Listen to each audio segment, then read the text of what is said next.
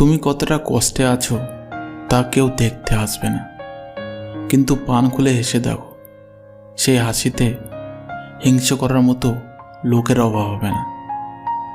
চুপ থাকতে শিখুন, দেখবেন যে একদিন আপনার সাথে খারাপ ব্যবহার করেছে সেও একদিন আপনার পায়ে এসে পড়বে। নিজেকে ভালো রাখার দায়িত্ব নিজেকেই নিতে হবে, কারণ খারাপ থাকলে কেউ ভালো রাখতে আসবে না। মানুষের উপরের রং দেখে তাকে ঘৃণা করো না, হয়তো তার কোনো একটা গুণ আছে যা কিনা স্বর্ণের চেয়েও দামি।